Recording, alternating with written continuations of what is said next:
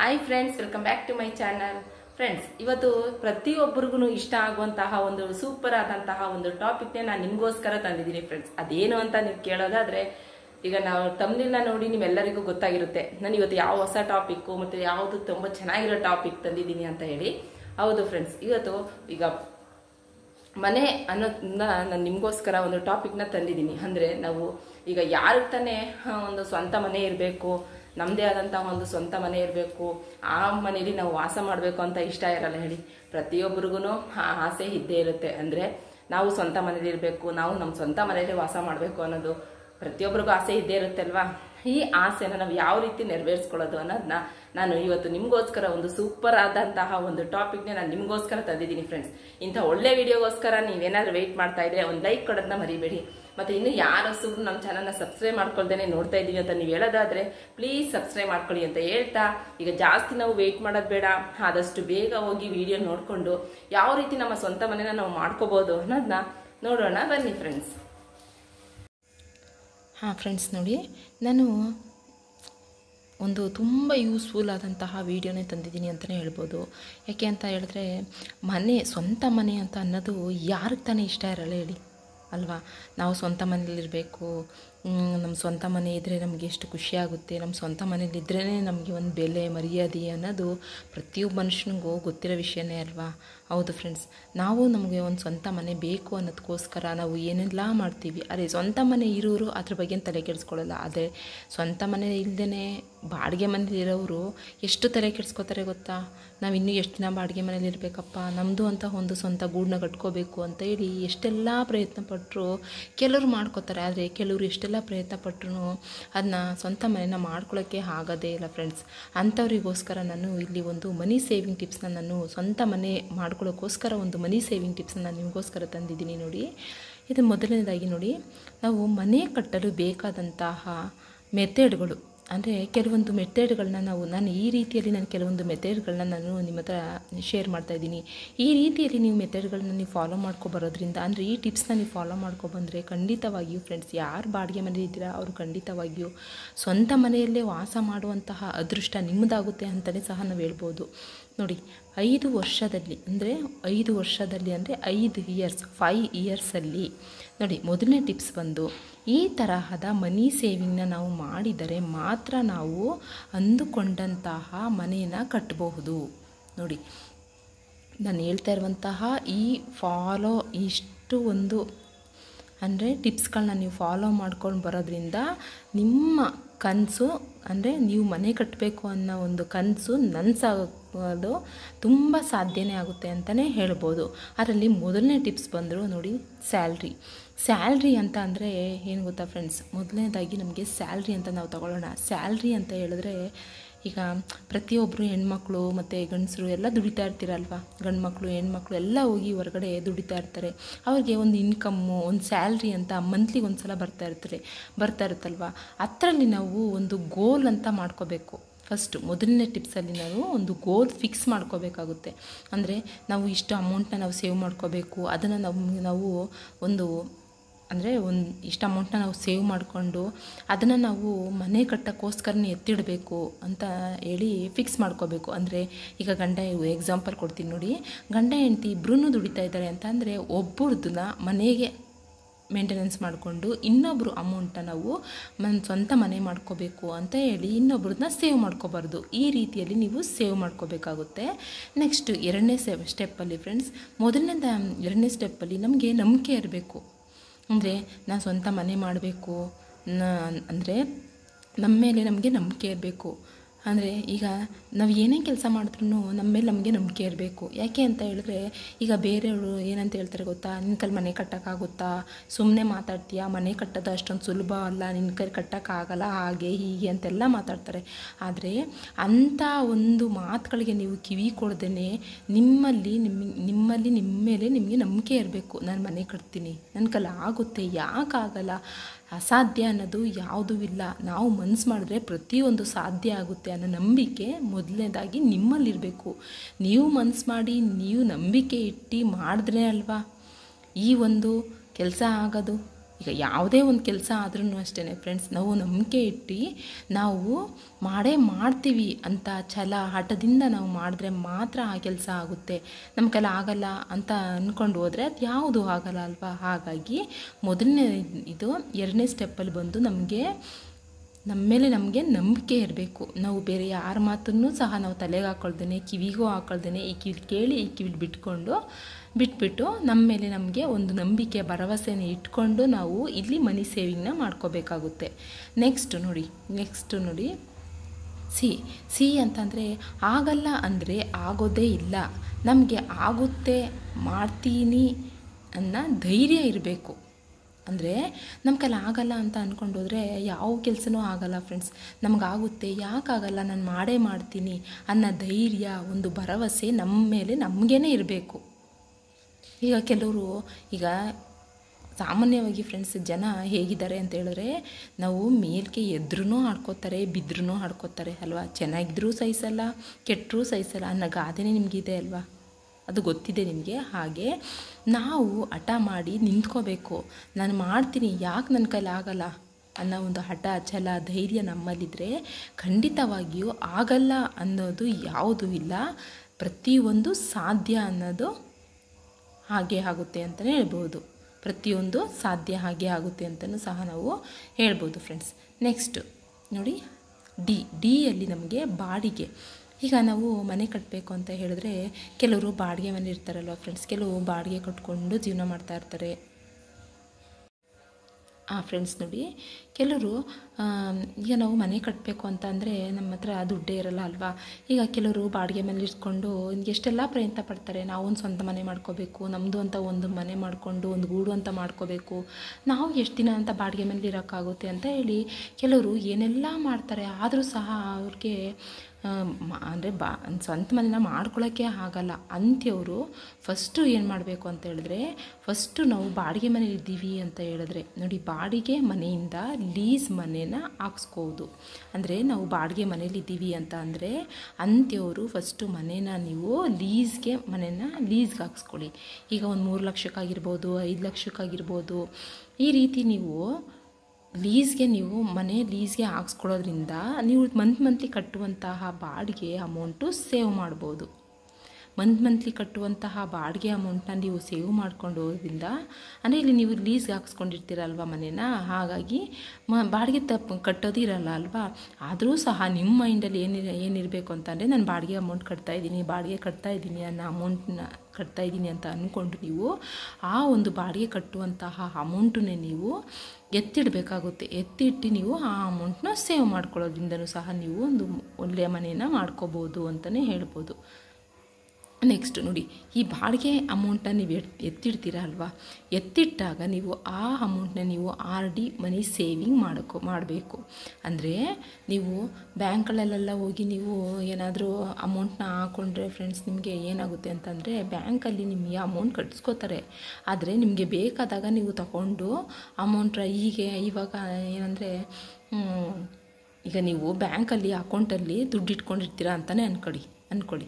ಈಗ ಬಾಡಿಗೆ amount save ಮಾಡಿದಂತಹ ಅಮೌಂಟನ್ನ ನೀವು ಅಕೌಂಟಲ್ಲಿ ಬ್ಯಾಂಕಲ್ಲಿ ದುಡ್ಡು ಇಟ್ಕೊಂಡಿದ್ರೆ ನಿಮ್ಗೆ ಏನಾಗುತ್ತೆ ಅಂತಂದರೆ, ನೀವು ಇದಕ್ಕೆ ಬೇಕು ಅಂತ ಹೇಳಿದಾಗ ಅದನ್ನು ಖರ್ಚು ಮಾಡ್ಕೊಬಿಡ್ತೀರ. ಆಗ ನೀವೇನು ಸೇವ್ ಮಾಡೋಕ್ಕಾಗುತ್ತೆ ಹೇಳಿ? ಆಗಲ್ಲ ಅಲ್ವಾ. ಯಾಕೆ ಅಂತಂದರೆ ಸಂಪಾದನೆ ಮಾಡೋದು ತುಂಬಾ ಕಷ್ಟ ಇದೆ, ಆದರೆ ಅದನ್ನು ಖರ್ಚು ಮಾಡೋದು ತುಂಬಾ ಈಸಿ ಅಲ್ವಾ. ಹಾಗಾಗಿ ಆದಷ್ಟು ನೀವು ಈಗ ಬ್ಯಾಂಕಲ್ಲಿ ಸೇವ್ ಮಾಡೋದ್ರ ಬದಲು ನೀವು ಹೀಗೆ ಪೋಸ್ಟ್ ಆಫೀಸ್ಗಳಲ್ಲಿ RD ಮನಿ ಸೇವಿಂಗ್ ಮಾಡ್ಕೊಳ್ಳಿ. ಅಂದರೆ ಪೋಸ್ಟ್ ಆಫೀಸ್ಗಳಲ್ಲೆಲ್ಲ ನೀವು ಫಿಕ್ಸೆಡ್ ಮಾಡ್ಕೊಳ್ಳಿ. ಇಷ್ಟು ವರ್ಷಕ್ಕೆ ಅಂತ ಫಿಕ್ಸೆಡ್ ಮಾಡ್ಕೊಬಿಟ್ಟು RD ಕಟ್ಟೋದು, ಮಂತ್ಲಿ RD ಕಟ್ಕೊಂಡು ಹೋಗೋದು. ಅಂದರೆ ಬಾಡಿಗೆಗೆ ಅಮೌಂಟ್ ಕಟ್ತೀರಲ್ವ, ಅದೇ ಅಮೌಂಟ್ ನೀವು RD ಕಟ್ಕೊಂಡು ಹೋಗೋದ್ರಿಂದ ನೋಡಿ, ಬಾಡಿಗೆ ಹಣ ಇಲ್ಲ ಅಂದರೆ RD ಸೇವಿಂಗ್ ಮಾಡ್ಕೊಳ್ಳಿ. ನೋಡಿ, ಬಾಡಿಗೆ ಅಮೌಂಟೇ ನೀವು ಮಂತ್ಲಿ ಅಂದರೆ RDನ ಕಟ್ಕೊಂಡು ಹೋಗೋದ್ರಿಂದನೂ ಸಹ ನೀವು ಒಂದು ಮನಿ ಸೇವಿಂಗ್ನ ಮಾಡ್ಕೋಬೋದು ಅಂತಲೂ ಹೇಳ್ಬೋದು. ನೋಡಿ, ನೆಕ್ಸ್ಟ್ ಬಂದು ನೋಡಿ ಚೀಟಿ ಹಾಕೊಳ್ಳಿ ನೀವು. ಅಂದರೆ ಈಗ ಚೀಟಿ ಫಂಡು ಹಾಕೋಬೇಕು ಅಂದರೆ ಚೀಟಿ ಮತ್ತು ಫಂಡ್ ಅಂತ ಎಲ್ಲ ಹೇಳಿ ಕೆಲವು ಕಡೆ ಮಾಡ್ತಾರೆ. ಆ ಥರ ಚೀಟಿ ಫಂಡ್ಗಳು ಎಲ್ಲವನ್ನು ನೀವು ಹಾಕ್ಕೊಂಡು ನೀವು ಸೇವ್ ಮಾಡ್ಕೊಂಡು ಬಂದಂತಹ ಅಮೌಂಟ್ನ, ಅಂದರೆ ಈಗ ಮನೆಯಲ್ಲಿ ಗಂಡ ಹೆಂಡತಿ ಇಬ್ಬರು ದುಡಿತಾ ಇದ್ದೀರಾ ಅಂತ ಹೇಳಿದ್ರೆ ಒಬ್ರದ್ದು ಮನೆಗೆ ಖರ್ಚು ಮಾಡಿಕೊಂಡ್ರು ಇನ್ನೊಬ್ಬರು ಅಮೌಂಟನ್ನ ನೀವು ಇಲ್ಲಪ್ಪ ನಾನು ಮನೆ ಮಾಡ್ಕೋಬೇಕು, ನನಗೆ ಫಸ್ಟು ನಾನೊಂದು ಗೂಡು ಮಾಡ್ಕೋಬೇಕು, ಮನೆ ಮಾಡ್ಕೋಬೇಕು, ನಾವು ಎಷ್ಟು ದಿನ ಬಾಡಿಗೆ ಮನೇಲಿ ಇರೋಕ್ಕಾಗುತ್ತೆ ಅಂತ ಅಂದ್ಕೊಂಡು ನೀವು ಈ ರೀತಿ ಚೀಟಿ ಆಗೋದಾಗಲಿ ಇಲ್ಲ ಫಂಡ್ ಮಾಡ್ಕೊಳ್ಳೋದಲ್ಲ ಆಗಲಿ ಈ ರೀತಿ ನೀವು ಮಾಡ್ಕೊಳ್ಳೋದ್ರಿಂದನೂ ಅಮೌಂಟ್ನ ನೋಡ್ಬೋದು ಅಂತಲೇ ಹೇಳ್ಬೋದು. ನೋಡಿ ಈ ರೀತಿ ಚೀಟಿ ಹಾಕೊಳ್ಳೋದ್ರಿಂದ, ಅಂದರೆ ಚೀಟಿ ಅಂತ ಅಂದರೆ ಫ್ರೆಂಡ್ಸ್ ನಿಮಗೆ ಈಗ ಆದಷ್ಟು ಚೀಟಿ ಹಾಕ್ಕೊಳ್ಳೋದಾದರೆ ನೀವು ಫ್ರೆಂಡ್ಸ್ ಆದಷ್ಟು ಹಿಂದೆ ಮುಂದೆ ತಿಳ್ಕೊಂಡು ತುಂಬ ನಂಬಿಕೆಯಿಂದ ಇರ್ತಾರೆ ನೋಡಿ ಅಂಥವ್ರ ಹತ್ರ ಮಾತ್ರ ಹಾಕ್ಕೊಳ್ಳಿ. ಯಾಕೆ ಅಂತಂದರೆ ಆಲ್ರೆಡಿ ನಾನು ಈ ಚೀಟಿ ವಿಷಯದಲ್ಲಿ ತುಂಬಾ ನೋವು ಅನುಭವಿಸ್ಬಿಟ್ಟಿದ್ದೀನಿ. ಯಾಕೆ ಅಂದರೆ ನನ್ನ ದುಡ್ಡನ್ನ ಆದಷ್ಟು ಕಳ್ಕೊಬಿಟ್ಟಿದ್ದೀವಿ. ಹಾಗಾಗಿ ನಾನು ನಿಮಗೆ ಹೇಳ್ತಾ ಇರೋದು, ಅವ್ರಿಗೆ ಸ್ವಂತ ಮನೆ ಇದೆಯಾ ಅಂದರೆ ಚೀಟಿ ನಡೆಸ್ತಾರಲ್ಲ ಅವ್ರಿಗೆ ಸ್ವಂತ ಮನೆ ಇದೆಯಾ ಇಲ್ವಾ, ಎಷ್ಟು ವರ್ಷದಿಂದ ಫಂಡ್ ಮಾಡ್ತಾಯಿದ್ದಾರೆ, ಎಷ್ಟು ವರ್ಷದಿಂದ ಚೀಟಿ ಮಾಡ್ತಾಯಿದ್ದಾರೆ, ಇವರು ಖಂಡಿತವಾಗಿಯೂ ಚೀಟಿ ಮಾಡ್ತಾರಾ ಇಲ್ವಾ ಅನ್ನೋದನ್ನ ನೀವು ಇನ್ಫಾರ್ಮೇಷನ್ನ ಕರೆಕ್ಟಾಗಿ ತಿಳ್ಕೊಂಡು ನೀವು ಆಮೇಲೆ ನೀವು ಚೀಟಿ ಹಾಕಿ. ಈಗ ನೀವು ಯಾರ್ಯಾರ ಹತ್ರನೋ ಹೋಗಿ ಚೀಟಿ ಹಾಕ್ಬಿಟ್ರೆ ಅವರು ದುಡ್ಡನ್ನ ತೊಗೊಂಡೋಗ್ಬಿಟ್ರೆ ನೀವು ಕಳ್ಕೊತೀರ. ಯಾಕೆಂದರೆ ಈ ಒಂದು ವಿಷಯದಲ್ಲಿ ನಾನು ತುಂಬಾ ಸಫರ್ ಪಟ್ಟಿದ್ದೀನಿ ಫ್ರೆಂಡ್ಸ್. ಹಾಗಾಗಿ ನಾನು ನಿಮ್ಮ ಹತ್ರ ಹೇಳ್ಕೊತಾ ಇದ್ದೀನಿ, ದಯವಿಟ್ಟು ಚೀಟಿ ಅಂತ ಹಾಕೋರು ಸರಿಯಾಗಿ ತಿಳ್ಕೊಂಡು ಈ ಚೀಟಿನ ನೀವು ಕರೆಕ್ಟಾಗಿ ವ್ಯವಹಾರ ಮಾಡೋರ ಹತ್ರ ಮಾತ್ರ ನೀವು ಹಾಕ್ಕೊಳ್ಳಿ.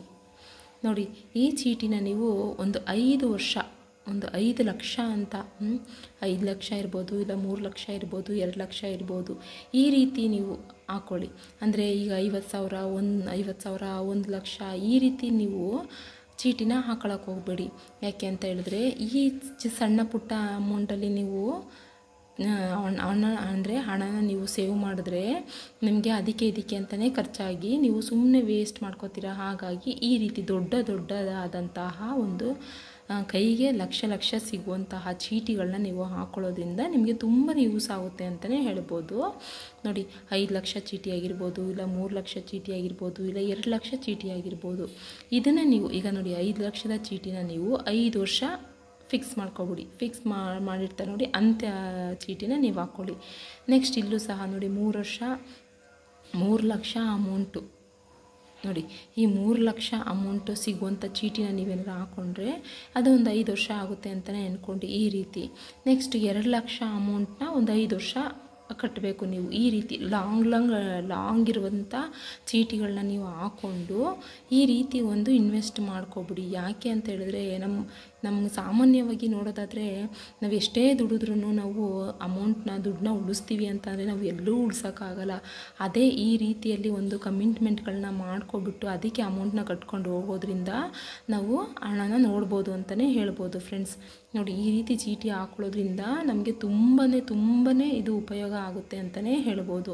ನೋಡಿ ಈಗ 5 ವರ್ಷ ನೋಡಿ ಒಂದು 5 ಲಕ್ಷ ನೀವು ಚೀಟಿನ ನೀವು 5 ವರ್ಷ ಅಂತ ಫಿಕ್ಸ್ ಮಾಡಿಕೊಂಡು ಹಾಕ್ಕೊಂಡ್ಬಿಟ್ರು ನಿಮಗೆ ಅಲ್ಲಿ 15 ಲಕ್ಷ ಅಮೌಂಟು ನಿಮಗೆ ಸಿಗುತ್ತೆ. ನೋಡಿ ಇದು ಲಾಂಗ್ ಟರ್ಮ್ ಆದ್ರೂ ಸಹ ನಿಮಗೆ ಕೈ ತುಂಬ ಹಣ ಸಿಗಲ್ವಾ. ನೋಡಿ 15 ಲಕ್ಷ ಅಮೌಂಟು ನಿಮಗೆ ಸಿಗುತ್ತೆ. ನೆಕ್ಸ್ಟ್ ಇಲ್ಲಿ ಬಂದರೆ ನೋಡಿ 3 ಲಕ್ಷ ಅಂತ ಅಮೌಂಟ್ನ ನಿಮಗೆ ನೀವು 5 ವರ್ಷಕ್ಕೆ ನೀವು ಕಟ್ಟೋದಾದರೂ ಹಾಕೋಬಿಟ್ಟು ನಿಮಗೆ 9 ಲಕ್ಷ ಅಮೌಂಟು ನಿಮಗೆ ಸಿಗುತ್ತೆ ಅಲ್ವಾ. ಈ ರೀತಿ ಅದೇ ಮೆಥಡಲ್ಲೇ ನೋಡಿ 2 ಲಕ್ಷ ಅಂತ ಹಾಕ್ಕೊಂಡು ನಿಮಗೆ 5 ವರ್ಷಕ್ಕೆ ನಿಮಗೆ ಒಂದು 6 ಲಕ್ಷ ಅಮೌಂಟ್ ಸಿಗುತ್ತೆ ಅಂತಲೇ ನಾವು ಹೇಳ್ಬೋದು. ನೋಡಿ ಈ ರೀತಿಯಲ್ಲಿ ನಾವು ಚೀಟಿಗಳನ್ನ ಅಂದರೆ ಈ ರೀತಿಯಲ್ಲಿ ನಾವು ಒಂದು ಕಮಿಟ್ಮೆಂಟ್ಗಳನ್ನ ಮಾಡಿಕೊಂಡ್ರೆ ಮಾತ್ರನೇ ಫ್ರೆಂಡ್ಸ್ ನಾವು ಒಂದು ನಮ್ಮ ಗೋಲ್ನ ರೀಚ್ ಮಾಡೋಕ್ಕಾಗೋದು. ಅಂದರೆ ನಾವು ಮನೆ ಕಟ್ಟಬೇಕು ಅನ್ನೋ ಆಸೆನ ನಾವು ನೆರವೇರಿಸ್ಕೊಳ್ಳೋಕ್ಕಾಗೋದು. ಇಲ್ಲ ನಾನು ಸ್ಯಾಲ್ರಿ ತಗೋತಾ ಇದ್ದೀನಿ, ಒಬ್ಬರು ದುಡ್ಡು ಮನೆಗಾಗುತ್ತೆ, ಒಬ್ಬರು ಸ್ಯಾಲ್ರಿ ಇನ್ನೊಬ್ರು ಸ್ಯಾಲ್ರಿಲಿ ಇದು ಸೇವ್ ಮಾಡ್ಕೊಳ್ದೇನೆ ನಾವು ಏನೂ ಮಾಡ್ದೇನೆ ಸುಮ್ಮನೆ ಖರ್ಚು ಮಾಡ್ಕೊಂಡು ಹೋದರೆ ನಾವು ಏನೂ ಸಾಧನೆ ಮಾಡೋಕ್ಕಾಗಲ್ಲ ಫ್ರೆಂಡ್ಸ್. ನಾವು ಸಾಧನೆ ಮಾಡಬೇಕು ನಾವು ಅಂತಂದರೆ ಫಸ್ಟು ನಮಗೆ ಮನಸ್ಸಿರಬೇಕು. ಮನಸ್ಸಿಟ್ಕೊಂಡು ನಾವು ಯಾಕಾಗಲ್ಲ, ಈಗ ಗಾದೆನೇ ಇಲ್ವಾ, ಮನೆ ಕಟ್ಟಿ ನೋಡು, ಒಂದು ಮದುವೆ ಮಾಡಿ ನೋಡು ಅಂತಲೇ ಗಾದೆ ಇಲ್ವಾ ಫ್ರೆಂಡ್ಸ್. ಅದೇ ರೀತಿಯಲ್ಲಿ ನಾವು ಈ ಥರ ದೊಡ್ಡ ಅಮೌಂಟ್ಗಳನ್ನ ನಾವು ಸೇವ್ ಮಾಡ್ಕೋಬೇಕು, ದೊಡ್ಡ ದೊಡ್ಡ ಅಮೌಂಟ್ಗಳನ್ನ ನಮ್ಮ ಕೈಯಲ್ಲಿ ನೋಡಬೇಕು ಅಂತಂದರೆ ಅದು ಚೀಟಿಯಿಂದ ಮಾತ್ರನೇ ಸಾಧ್ಯ ಅಂತಲೇ ಹೇಳ್ಬೋದು. ಏಕೆಂದರೆ ನೋಡಿ, ಇಲ್ಲಿ ನಾನು ನೀವು ಈಗ ನನಗೆ ಕ್ವಶನ್ ಕೇಳ್ಬೋದು, ಏನಂತ ಹೇಳಿದ್ರೆ, ಅಲ್ಲ ಮೇಡಮ್ ಚೀಟಿ ಹಾಕೋದ್ರ ಬದಲು ನಾವು ಇಲ್ಲಿ ಆರ್ ಡಿ ಕಟ್ಕೊಂಡು ಅದರಲ್ಲೂ ಸೇವ್ ಮಾಡ್ಕೋಬೋದಲ್ವ ಅಮೌಂಟ್ನ ಅಂತ ಕೇಳ್ಬೋದು. ಆದರೆ ಫ್ರೆಂಡ್ಸ್, ಇಲ್ಲಿ ನೀವು ಆರ್ ಡಿ ಅಮೌಂಟ್ನ ಸೇವ್ ಮಾಡ್ಕೊಂಡು ಹೋದರೆ ನಿಮಗೆ ವರ್ಷಕ್ಕೆ ಇಷ್ಟು ಬಡ್ಡಿ ಅಂತ ಕೊಡ್ತಾರೆ. ಆದರೆ ನೀವು 50,000ಕ್ಕಿಂತ ಮೇಲೆ ಇಟ್ಟರೆ ಅಮೌಂಟು ನಿಮಗೆ ಅದರಲ್ಲೇ ಅಮೌಂಟು ನಿಮಗೆ ಕಟ್ಟಾಗುವಂಥ ಚಾನ್ಸಸ್ ಇರುತ್ತೆ. ಹಾಗಾಗಿ ನಾನು ಇಲ್ಲಿ ಈ ಒಂದು ಟೆಕ್ನಿಕ್ನ ನಿಮಗೆ, ಈ ಒಂದು ಟಿಪ್ಸ್ನ ನಿಮಗೆ ಕೊಡ್ತಾ ಇರೋದು. ನೋಡಿ, ಈ ರೀತಿ ನೀವು ಚೀಟಿ ಹಾಕ್ಕೊಂಡ್ರೆ ಮಾತ್ರ ನೀವು ಕೈ ತುಂಬ ಅಮೌಂಟ್ನ ನೋಡೋಕ್ಕಾಗೋದು ಅಂತಲೇ ನಾನು ಹೇಳ್ತೀನಿ ಫ್ರೆಂಡ್ಸ್. ನೆಕ್ಸ್ಟ್ ಬಂದು ಫ್ರೆಂಡ್ಸ್, ನೀವು ನೋಡಿ, ನೀವು ಆದಷ್ಟು ನೀವು ಗೋಲ್ಡ್ ಮೇಲೆ ಇನ್ವೆಸ್ಟ್ ಮಾಡಿ. ನೋಡಿ, ಆದಷ್ಟು ನೀವು ಗೋಲ್ಡ್ ಮೇಲೇ ಇನ್ವೆಸ್ಟ್ ಮಾಡಿ. ಯಾಕೆ ನಾನು ಗೋಲ್ಡ್ ಮೇಲೆ ಇನ್ವೆಸ್ಟ್ ಮಾಡಿ ಅಂತ ಹೇಳ್ತಾ ಇದ್ದೀನಿ ಅಂತ ಹೇಳಿದ್ರೆ, ಈಗ ಗೋಲ್ಡ್ ಮೇಲೆ ನಮ್ಮ ಹಣನ ಇನ್ವೆಸ್ಟ್ ಮಾಡಿದಷ್ಟು ನಮಗೇನೂ ಲಾಸ್ ಇಲ್ಲ. ತುಂಬ ಈಸಿಯಾಗಿಯೇ ನಾವು ಅಮೌಂಟ್ನ ಸೇವ್ ಮಾಡ್ಕೋಬೋದು. ಯಾಕೆ ಅಂತ ಹೇಳಿದ್ರೆ, ನೋಡಿ, ಗೋಲ್ಡ್ ಇನ್ವೆಸ್ಟ್ ಮಾಡಿ ಸೇಲ್ ಅಂದರೆ ನಮಗೆ ಈಗ ಮನೆ ಕಟ್ಟೋ ಟೈಮಲ್ಲಿ ನಮಗೆ ಅಮೌಂಟು ಸಾಲ್ಟೇಜ್ ಆಯಿತು, ಇಲ್ಲ ನಮಗೆ ಈಗ ತಕ್ಷಣ ದುಡ್ಡು ಬೇಕು ಅಂತಂದರೆ ನಮ್ಮ ಹತ್ರ ಇರುವಂತಹ ಗೋಲ್ಡನ್ನ ತಗೊಂಡೋಗ್ಬಿಟ್ಟು ನಾವು ಗಿರ್ವಿನಾದರೂ ಇಟ್ಕೋಬೋದು. ಇಲ್ಲ ನಮಗೆ ಬೇಡ, ನಮಗೆ ಸಾಲ್ಟೇಜ್ ಆಗಿದೆ ಅಮೌಂಟು, ಫಸ್ಟು ನಾನು ಮನೆ ಮಾಡ್ಕೋತೀನಿ, ಇರೋಕ್ಕೊಂದು ನೆಲೆ ಮಾಡ್ಕೋತೀನಿ ಅಂತ ಹೇಳಿ ನೀವು ಏನಾದರೂ ಅಂದ್ಕೊಳ್ಳೋದಾದರೆ ನೀವು ಆ ಗೋಲ್ಡನ್ನ ನೀವು ಸೇಲು ಮಾಡ್ಕೋಬೋದು. ಅಂದರೆ ಆದಷ್ಟು ನೀವು ಇಲ್ಲಿ ಗೋಲ್ಡ್ ಅಂತಂದರೆ ನಿಮ್ಮ ಹಣನ ಗೋಲ್ಡ್ ಮೇಲೆ ಇನ್ವೆಸ್ಟ್ ಮಾಡಿ ಅಂತ ಅಂದರೆ ಯಾವುದ್ರ ಮೇಲೆ ಅಂತ ಹೇಳಿದ್ರೆ ಫ್ರೆಂಡ್ಸ್, ಆದಷ್ಟು ಜುವೆಲ್ಲರಿ ಮೇಲೆ ನೀವು ಗೋಲ್ಡನ್ನ ಇನ್ವೆಸ್ಟ್ ಮಾಡಬೇಡಿ. ಯಾಕೆ ಅಂತ ಹೇಳಿದ್ರೆ, ನೀವು ಜುವೆಲ್ಲರಿ ಮೇಲೆ ನೀವು ಇನ್ವೆಸ್ಟ್ ಮಾಡಿದ್ರೆ ಅದಕ್ಕೆ ಮೇಕಿಂಗ್ ಚಾರ್ಜ್ ಅಂತೆ ಮತ್ತು ಇನ್ನೂ ಏನೇನೋ ಹೇಳಿ ನಿಮಗೆ ಅಲ್ಲಿ ನಿಮ್ಮ ಗೋಲ್ಡ್ ಮೇಲೆ ಇನ್ವೆಸ್ಟ್ ಮಾಡಿದ್ಮೇಲೆ ಅದರಲ್ಲಿ ನಿಮಗೆ ಮೇಕಿಂಗ್ ಚಾರ್ಜ್ ಆಗಿರ್ಬೋದು, ಇಲ್ಲ ಅದು ಇದು ಅಂತ ಹೇಳಿ ಎಲ್ಲ ಅಮೌಂಟು ಲೆಸ್ ಮಾಡ್ತಾರೆ. ಹಾಗಾಗಿ ಆದಷ್ಟು ನೀವು ಇದು ಗೋಲ್ಡ್ ಕಾಯಿನ್ ಆಗಿರ್ಬೋದು, ಇಲ್ಲ ಗೋಲ್ಡ್ ಈಗ ಬಿಸ್ಕೆಟ್ ಅಂತ ಎಲ್ಲ ಇದೆ, ಆ ಟೈಪಲ್ಲಿ ನೀವು ಒಂದು ಗೋಲ್ಡ್ ಮೇಲೆ ಇನ್ವೆಸ್ಟ್ ಮಾಡೋದ್ರಿಂದನೂ ಸಹ ನೀವು ಆದಷ್ಟು ಇದರಲ್ಲೂ ಸಹ ನೀವು ಹಣನ ಸೇವ್ ಮಾಡ್ಬೋದು ಅಂತಲೇ ಹೇಳ್ಬೋದು. ನೋಡಿ, ನೆಕ್ಸ್ಟ್ ಬಂದು sofa, T V, car, mobile. Friends, ಇದೇನಪ್ಪ ಇವರು sofa, T V, car, mobile ಅಂತ ಹಾಕಿದ್ದಾರೆ ಅಂತ ನೋಡ್ತಾ ಇದ್ದೀರಾ? ಹೌದು ಫ್ರೆಂಡ್ಸ್, ಈಗ ನೀವು ಆದಷ್ಟು ಈಗ ನನ್ನ ಹತ್ರ ಅಮೌಂಟ್ ಇದೆ, ನಾನು ಬ್ಯಾಂಕಲ್ಲಿ ಅಮೌಂಟ್ ಇಟ್ಕೊಂಡಿದ್ದೀನಿ ಅಂತ ಹೇಳ್ಕೊಂಡು ನೀವು ಏನು ಮಾಡ್ತೀರಾ ಅಂದರೆ, ದುಡ್ಡಿದೆಯಲ್ಲ ಬಿಡು ಮನೆಗೊಂದು ಐಟಮ್ ತೊಗೊಳ್ಳೋಣ, ಸೋಫಾ ತೊಗೊಳ್ಳೋಣ, ಟಿ ವಿ ತೊಗೊಳ್ಳೋಣ, ಇಲ್ಲ ಕಾರು, ಇಲ್ಲ ಮೊಬೈಲ್ ಏನಾದ್ರು ಒಂದು ತೊಗೊಳ್ಳೋಣ, ದುಡ್ಡಿದೆಯಲ್ಲ ಅನ್ನೋದನ್ನ ನೀವು ಮನಸ್ಸಿಂದ ಫಸ್ಟು ತೆಗೆದಾಕ್ಬಿಡಿ. ಇಲ್ಲ ಯಾರೋ ಪಕ್ಕದ ಮನೆಯವರು ಇಲ್ಲ ಫ್ರೆಂಡ್ಸ್ ಮನೆಗೆ ತಂದಿದ್ದಾರೆ, ಟಿ ವಿ, ಸೋಫಾ ಎಲ್ಲ ತಂದಿದ್ದಾರೆ, ನಾವು ತೊಗೊಬೋಡೋಣ ಅನ್ನೋದನ್ನ ಮನಸ್ಸನ್ನ ದಯವಿಟ್ಟು ತೆಗೆದಾಕ್ಬಿಡಿ. ನಿಮ್ಮ ಗೋಲ್ ಏನಿದೆ ಅಂತ ಅಂದರೆ, ನೀವು ಮನೆ ಮಾಡಬೇಕು ಅನ್ನೋ ಗೋಲ್ ನಿಮಗೆ ಇದೆ ಅಂತ ಅಂದಮೇಲೆ ಇದು ಯಾವುದು ನಿಮ್ಮ ಮನಸ್ಸಲ್ಲಿ ಇರಬಾರ್ದು. ತಗೊಳ್ಳಿ, ಯಾವಾಗ ಅಂತ ಹೇಳಿದ್ರೆ ಫಸ್ಟು ನೀವು ಮನೆ ಮಾಡ್ಕೊಳ್ಳಿ, ಫಸ್ಟ್ ನಿಮ್ಮ ಸ್ವಂತ ನೆಲೆ ಮಾಡ್ಕೊಳ್ಳಿ, ಮನೆ ಮಾಡ್ಕೊಳ್ಳಿ. ಆಮೇಲೆ ನೀವು ಸೋಫಾನಾರು ತೊಗೊಳ್ಳಿ, ಟಿ ವಿಯಾರು ತೊಗೊಳ್ಳಿ, ಕಾರು, ಮೊಬೈಲ್ ಏನು ಬೇಕಾದ್ರೂ ತೊಗೊಳ್ಳಿ ಫ್ರೆಂಡ್ಸ್.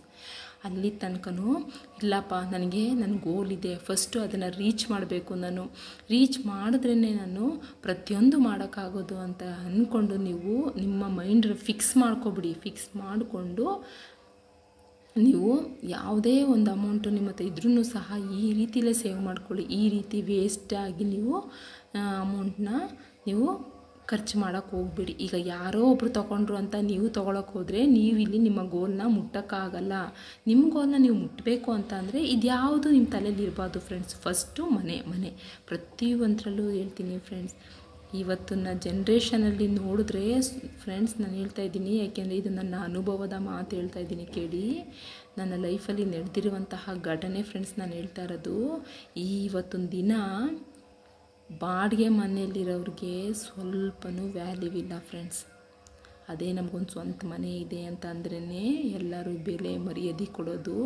ಅದಕ್ಕೋಸ್ಕರ ನಾನು ಇದನ್ನು ನಿಮಗೆ ವಿಡಿಯೋ ಮಾಡಿ ಹಾಕ್ತಾ ಇರೋದು. ದಯವಿಟ್ಟು ಆದಷ್ಟು ಒಂದು ಸ್ವಂತ ನೆಲೆ ಮಾಡ್ಕೊಳ್ಳೋಕ್ಕೆ ಫಸ್ಟು ನೀವು ಪ್ರಯತ್ನ ಪಡಿ. ಒಂದು ಸ್ವಂತ ಮನೆ ಮಾಡಿಕೊಳ್ಳಿ ಅಂತ ಹೇಳ್ತೀನಿ. ನೋಡಿ, ಈ ರೀತಿ ಇದಕ್ಕೆಲ್ಲ ನೀವು ವೇಸ್ಟಾಗಿ ಅಮೌಂಟನ್ನ ಹಾಕೋದ್ರ ಬದಲು ಅದಕ್ಕೆ ಇನ್ವೆಸ್ಟ್ ಮಾಡಿ, ಅದಕ್ಕೆ ಸೇವ್ ಮಾಡಿ ಇಟ್ಕೊಳ್ಳಿ ಅಂತಲೇ ಹೇಳ್ಬೋದು. ನೆಕ್ಸ್ಟ್ ನೋಡಿ, ಮಂತ್ಲಿ ನೋಡಿ ಮಂತ್ಲಿ ನಾವು ಈಗ ನನ್ನ ಮೇಲ್ಗಡೆಯಿಂದ ನಿಮಗೆ ತೋರಿಸಿದಂತಹ ಕೆಲವೊಂದು ಟಿಪ್ಸ್ಗಳಿದೆಯಲ್ವ, ಆ ಟಿಪ್ಸ್ಗಳಿಗೆಲ್ಲ ಕಟ್ಟಿ ಇನ್ನು ನಾವು ಗಂಡ ಹೆಂಡತಿ ಇಬ್ಬರು ದುಡಿತಾ ಇದ್ದೀವಪ್ಪ, ನಮ್ಗೆ ಇದೆಲ್ಲ ಕಳೆದು ನಮ್ಮ ಚೀಟಿ ಎಲ್ಲ ಕಳೆದು ನಮಗೆ ಇನ್ನೂ ಒಂದು ಮಂತ್ಲಿ ಒಂದು 8,000 ಬರುತ್ತೆ, ನಮಗೆ ಇನ್ನೂ ಒಂದು 8,000 ನಮ್ಮ ಕೈಯಲ್ಲಿ ಉಳಿಯುತ್ತೆ ಅಂತ ನೀವು ಅನ್ನೋದಾದರೆ ಆ 8,000ನ ನೀವು 12 ತಿಂಗಳು ಅಂತ ಅಂದರೆ ಒಂದು ವರ್ಷಕ್ಕೆ ನೀವು ಸೇವ್ ಮಾಡಿ. ಒಂದು ವರ್ಷಕ್ಕೆ ನೀವು ಸೇವ್ ಮಾಡಿದ್ರೆ ನಿಮಗೆ ಅಲ್ಲೇ ನೋಡಿ 96,000 ಅಮೌಂಟ್ ಬರಲ್ವಾ?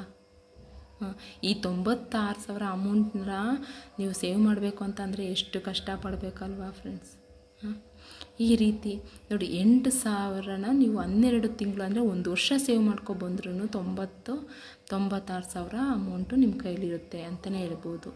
ನೋಡಿ ಅದೇ ರೀತಿ ಇದನ್ನು ನೀವೇನಾದರೂ ಈಗ ಆರ್ ಡಿ ಕಟ್ಟೋದ್ರಾಗಲಿ ಇಲ್ಲ ಪೋಸ್ಟ್ ಆಫೀಸಲ್ಲಿ ಡೆಪಾಸಿಟ್ ಅಂದರೆ ಒಂದು ವರ್ಷಕ್ಕೆ ಡೆಪಾಸಿಟ್ ಮಾಡ್ತೀನಿ ಅಂತ ಹೇಳ್ಕೊಂಡು ನೀವು ತಿಂಗಳು 8,000ನ ನೀವು ಒಂದು ವರ್ಷದ ತನಕ ಕಟ್ಕೊಬಂದ್ರೂ ಸಹ ಅವ್ರು ನಿಮಗೆ ಈಗ ಬ್ಯಾಂಕ್ಗಳಲ್ಲಿ ಇಟ್ಟರೆ ನಿಮಗೆ ಬಡ್ಡಿ ಕೊಡೋಲ್ಲ. ಅದೇ ನೀವು ಆರ್ ಡಿ ಕಟ್ಕೊಂಡು ಬನ್ನಿ ಇದು 8,000ನ ಅಂದರೆ 12 ತಿಂಗಳು ಅಂದರೆ ಒಂದು ವರ್ಷಕ್ಕೆ ಅವರು ಬಡ್ಡಿ ಸೇರಿಸಿ ನಿಮಗೆ ನೋಡಿ 1 ಲಕ್ಷನೇ ಕೊಡ್ತಾರೆ ಅಂತಲೇ ಹೇಳ್ಬೋದು. ನೋಡಿ ಒಂದು ವರ್ಷಕ್ಕೆ 1 ಲಕ್ಷ ಅಮೌಂಟೇ ನಿಮ್ಮ ಕೈಯಲ್ಲಿ ಬರುತ್ತೆ ಅಲ್ವಾ? ಆದಷ್ಟು ಫ್ರೆಂಡ್ಸ್ ನಾನು ಹೇಳ್ತೀನಿ, ಬ್ಯಾಂಕ್ಗಳಲ್ಲಿ ನೀವು ಅಮೌಂಟ್ ಇಟ್ಕೊಳ್ಳೋದ್ರ ಬದಲು ನೀವು ಬ್ಯಾಂಕ್ಗಳೆಲ್ಲ ಅಮೌಂಟ್ ಇಟ್ಕೊಂಡ್ರೆ ಸುಮ್ಮನೆ ಅದಕ್ಕೆ ಅಂತ ಖರ್ಚಾಗ್ಬಿಡುತ್ತೆ. ಹಾಗಾಗಿ ನೀವು ಆರ್ ಡಿ ಕಟ್ಕೊಂಡು ಹೋಗೋದ್ರಿಂದನೂ ಸಹ ನಿಮಗೆ ಒಂದು ಒಳ್ಳೆಯ ಅಮೌಂಟ್ನೂ ಸೇವ್ ಮಾಡ್ದಂಗೆ ಆಗುತ್ತೆ. ನಿಮಗೆ ಜೊತೆಗೆ ಅದಕ್ಕೆ ನಿಮಗೆ ಅವರು ಒಂದು ವರ್ಷಕ್ಕೆ ಬಡ್ಡಿ ಸೇರಿಸಿನೂ ಸಹ ನೋಡಿ 1 ಲಕ್ಷ ಅಮೌಂಟ ನಿಮ್ಮ ಅಮೌಂಟಿಗೆ ಬಡ್ಡಿ ಸೇರಿಸಿನೂ ಸಹ ನಿಮಗೆ 1 ಲಕ್ಷ ಅಮೌಂಟನ್ನ ಒಂದು ವರ್ಷಕ್ಕೆ ನಿಮಗೆ ಕೊಡ್ತಾರೆ. ನೋಡಿ ಈ ರೀತಿಲೂ ಮಾಡ್ಕೋಬೋದಲ್ವ?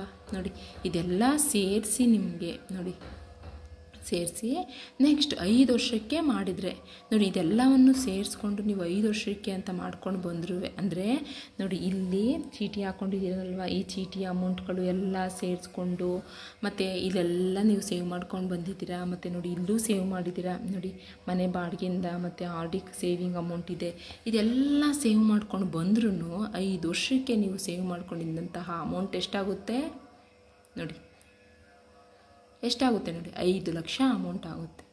ಈ 5 ಲಕ್ಷ ಅಮೌಂಟನ್ನು ನೀವು ಸೇವ್ ಮಾಡ್ಕೊಂಡೆ ಅಮೌಂಟು ನಿಮ್ಮ ಕೈಲಿದ್ದರೆ ನೀವು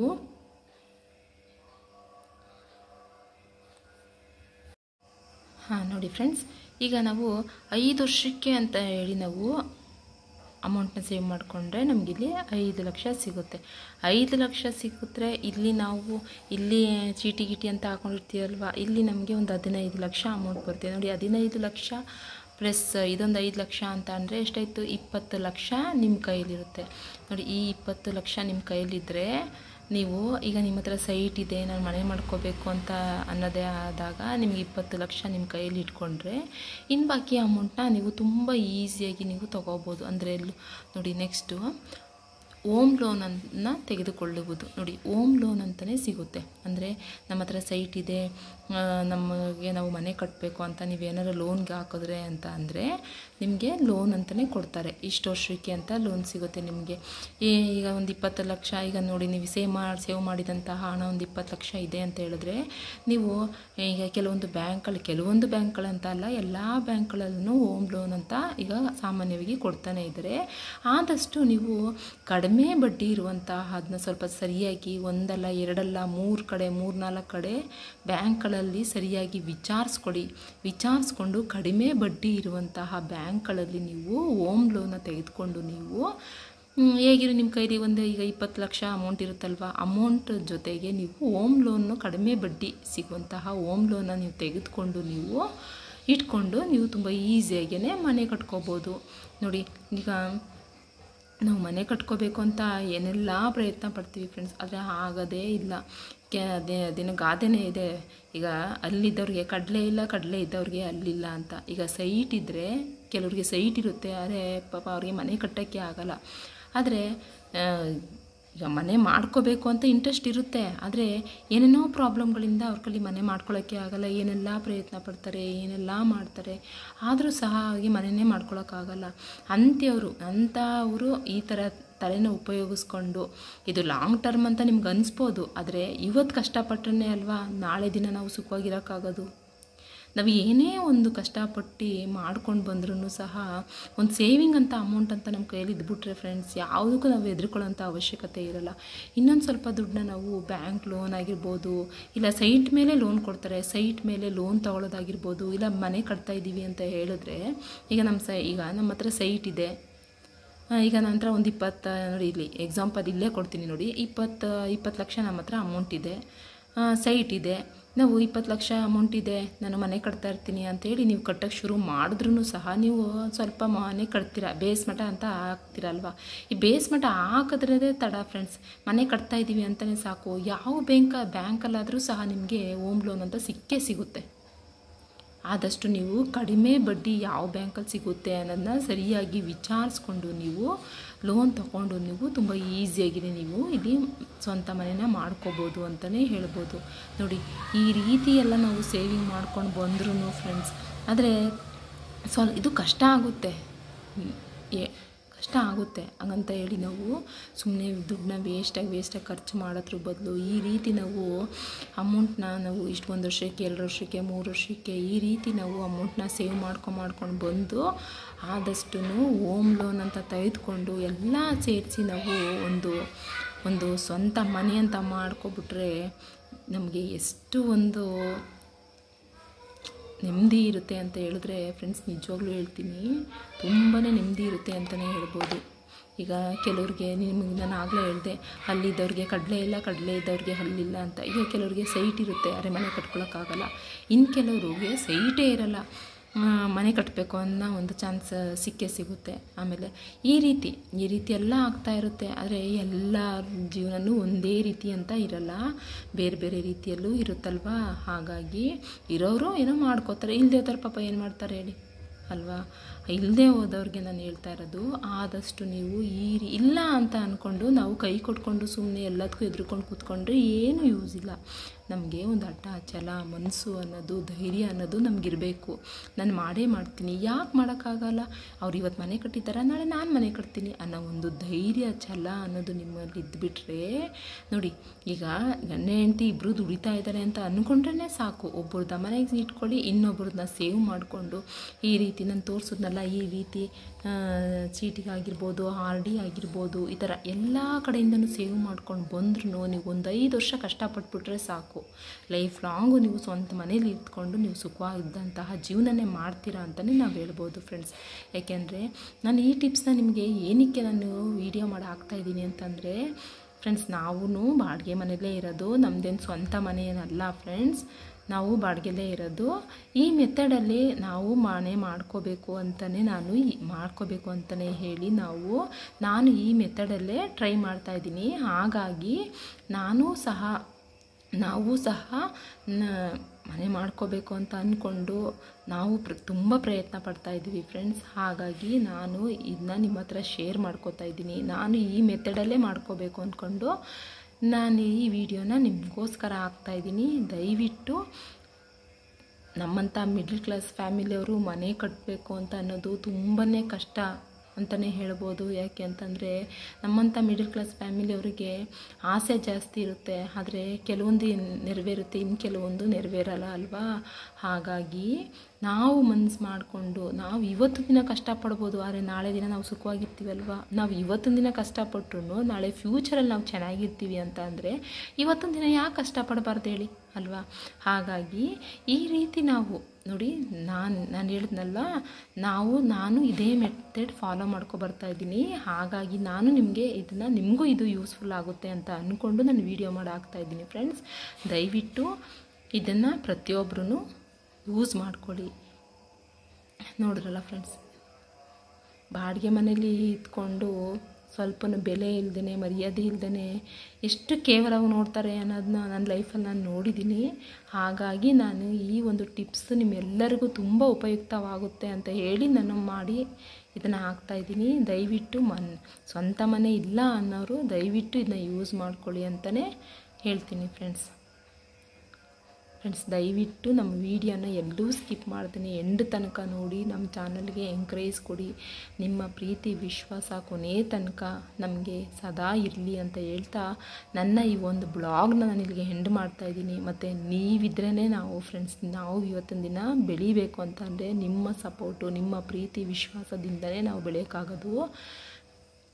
ಹಾಗಾಗಿ ಯಾರು ಹೊಸಬ್ರು ನಮ್ಮ ಚಾನಲ್ನ ಸಬ್ಸ್ಕ್ರೈಬ್ ಮಾಡ್ಕೊಳ್ದೇನೆ ನೋಡ್ತಾ ಇದ್ದೀವಿ ಅಂತ ನೀವು ಹೇಳೋದಾದರೆ ದಯವಿಟ್ಟು ಸಬ್ಸ್ಕ್ರೈಬ್ ಮಾಡಿಕೊಂಡು ನಮ್ಮ ಚಾನಲ್ನ ನೋಡಿ. ಯಾಕೆಂದರೆ ನಮ್ಮ ವೀಡಿಯೋಸ್ಗಳನ್ನ ಆದಷ್ಟು ನನ್ನ ಸಬ್ಸ್ಕ್ರೈಬರ್ಸ್ ನೋಡೋದಲ್ಲದೇ ಯಾರು ಇನ್ನೂ ಸಬ್ಸ್ಕ್ರೈಬ್ ಮಾಡ್ಕೊಂಡಿಲ್ಲ ಅವರೇ ಹೆಚ್ಚಾಗಿ ನೋಡ್ತಾ ಇದ್ದೀರಾ, ನಾನು ನೋಡ್ತಾ ಇದ್ದೀನಿ.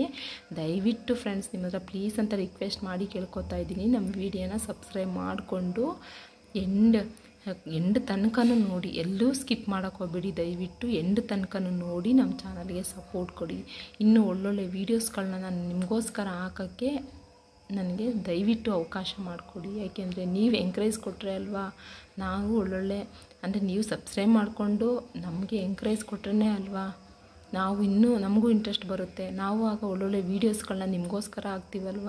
ಹಾಗಾಗಿ ದಯವಿಟ್ಟು ಎಲ್ಲೂ ಸ್ಕಿಪ್ ಮಾಡ್ತೀನಿ, ಎಂಡ್ ತನಕ ನೋಡಿ. ಯಾರು ಹೊಸಬ್ರು ನಮ್ಮ ಚಾನಲ್ನ ಸಬ್ಸ್ಕ್ರೈಬ್ ಮಾಡ್ಕೊಳ್ತೀನಿ ನೋಡ್ತಾ ಇದ್ದೀವಿ ಅಂತ ನೀವು ಹೇಳೋದಾದರೆ ದಯವಿಟ್ಟು ಸಬ್ಸ್ಕ್ರೈಬ್ ಮಾಡಿಕೊಂಡು ನಮ್ಮ ವೀಡಿಯೋನ ನೋಡಿ ಅಂತ ಹೇಳ್ತಾ ನನ್ನ ಈ ಒಂದು ಬ್ಲಾಗ್ನ ನಾನು ಇಲ್ಲಿಗೆ ಎಂಡ್ ಮಾಡ್ತಾಯಿದ್ದೀನಿ. ಈ ವಿಡಿಯೋ ನೀವೆಲ್ಲರಿಗೂ ಇಷ್ಟ ಆಗಿರುತ್ತೆ ಅಂತ ಅಂದ್ಕೊಂಡಿದ್ದೀನಿ. ಇಷ್ಟ ಆಗಿದರೆ ಪ್ಲೀಸ್ ಒಂದು ಲೈಕ್ ಕೊಡಿ. ಹೊಸಬ್ರು ಯಾರಾದರೂ ನೋಡ್ತಾ ಇದ್ದರೆ ಪ್ಲೀಸ್ ಸಬ್ಸ್ಕ್ರೈಬ್ ಮಾಡ್ಕೊಳ್ಳಿ ಅಂತ ಹೇಳ್ತಾ ನನ್ನ ಈ ಒಂದು ಬ್ಲಾಗ್ನ ನಾನು ಎಂಡ್ ಮಾಡ್ತಾಯಿದ್ದೀನಿ. ಮತ್ತೊಂದು ಹೊಸದಾದಂತಹ ನಿಮ್ಗೆ ಇಷ್ಟ ಆಗುವಂತಹ ವೀಡಿಯೋದೊಂದಿಗೆ ನಾನು ಬರ್ತೀನಿ ಫ್ರೆಂಡ್ಸ್. ಅಲ್ಲಿವರೆಗೂ ಬಾಯ್, ಟೇಕ್ ಕೇರ್ ಫ್ರೆಂಡ್ಸ್.